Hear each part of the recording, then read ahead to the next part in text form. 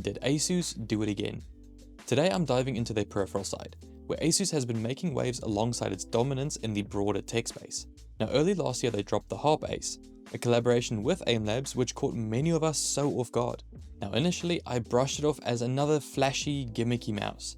However, it turned out to be a pleasant surprise, boasting impressive performance, a comfortable shape, and satisfying clicks. Now a year later, ASUS unveils their latest offering being the Keris 2 Ace. It is an upgrade over the first Keris. I had a 3D print of the original Keris and it was frankly underwhelming. So much so that it found a permanent place in my collection of discarded prototypes. So let's start with the unboxing experience. The packaging is quintessentially ASUS. It's a focus on aesthetics and sustainability. The mouse comes nestled in a felt bag, accompanied by a Type-C cable, 2 adapters and the USB dongle. Now why 2 adapters, you may ask? I will delve into that shortly. Continuing on, within the package you'll find a sleeve containing stickers, extra skates and grip tape. Now just like its predecessor, the Keris 2 is still an ergonomic mouse. It's just more well-rounded, more compact, and just a more reminiscent mouse of the Lamzu Thorn. Its shape is not only visually appealing, but also comfortable, fitting well with claw and even fingertipping. But I can also see some with smaller hands use palm. The left side features a groove for the thumb, where the right side remains flatter, allowing the fingers to rest comfortably without the need for excessive clawing. Moving towards the back, the mouse adopts a design reminiscent of the popular EC shape, with a pronounced center hump and a gradual slope towards the rear. However, the front sets itself apart with very linear design clicks and slight grooves for added comfort. While the clicks do feel decent, utilizing ASUS's own optical micro switches rated for up to 100 million clicks, the implementation feels somewhat lacking.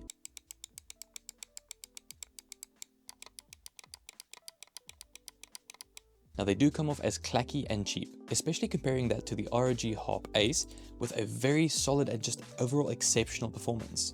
The side buttons also leave something to be desired. While functional, they exhibit noticeable pre-travel, particularly in the front side button, but the back side has a decent amount of pre-travel and post-travel. The scroll wheel, on the other hand, offers a very pleasant experience, with light scrolling and a grippy texture. However, the middle mouse button does feel a tad heavy in comparison. Now the shell of the mouse is textured but is not necessarily grippy, owing to ASUS's eco-friendly approach using a bio-based PA11 nylon. While commendable for their environmental consciousness, it may pose challenges for users with sweatier hands. To address this, ASUS does include grip tape, though its effectiveness is very minimal, warranting exploration into alternative options like the X-Ray Pad Cicadas or the Geckos.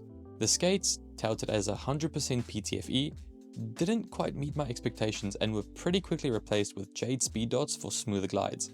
Now let's get into the most exciting part about this mouse, which is going to be the internals and what they are capable of. ASUS ventures into uncharted territory with their first mouse supporting 8kHz polling rate. This necessitates the inclusion of 2 adapters, one standard and one acting as a polling rate booster. Now the latter allows for wireless operation at the highest polling rate, a feature unique to this mouse specifically in their lineup. However, navigating the settings using onboard controls can be a bit confusing, exacerbated by inaccuracies in the accompanying manual. Now luckily it is not the user's only way to change the settings. We also have the Armory Crate software, which is pretty clunky to navigate, but you do get there eventually. Performance wise, I couldn't conduct my own test, as ASUS does not support the XLAT yet with their current firmware. But ASUS does claim figures at 0.86 milliseconds at 1000 Hz, 0.7 milliseconds at 2000 Hz, and 0.6 milliseconds at 4000 Hz.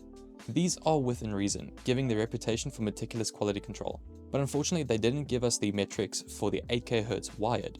The sensor delivers snappy and smooth performance, which is very noticeable especially when I have it on a smoother and faster pad just like my glass pad or the Gecko. Now in terms of battery life, the Keris 2 impresses with around 100 hours of use on a 300 mAh battery at 1000 Hz polling rate. While its compact design, weighing in at 54 grams, does not compromise on comfort, even if majority of internals are more compacted into the center.